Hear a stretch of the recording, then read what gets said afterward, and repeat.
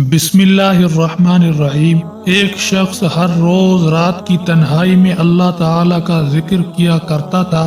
اس کام میں اس نے کبھی ناغہ نہ کیا۔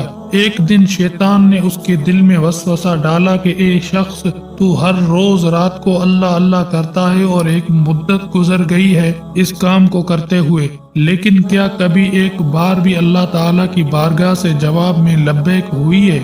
تو کس عاجزی اور انکساری سے اللہ کی ضربیں لگاتا ہے، لیکن بارگاہ خدا بندی سے تجھے ایک بھی جواب تک نہیں آیا۔ اس شخص کے دل میں اس خیال کا آنا تھا کہ وہ پریشان ہو گیا اور شکستہ خاطر ہو کر لیٹ گیا۔ خواب میں اسے حضرت خضر علیہ السلام کی زیارت ہوئی۔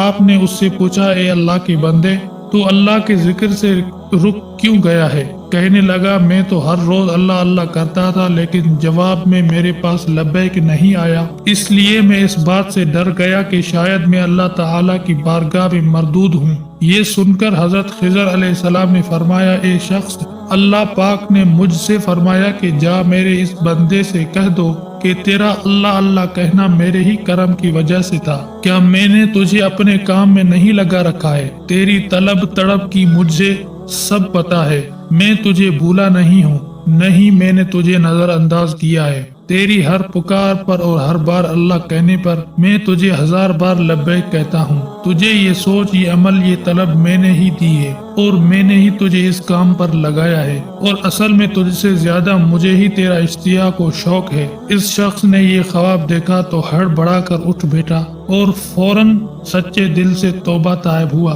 اور پھر دوبارہ اللہ تعالیٰ کے ذکر میں مشغول ہو گیا۔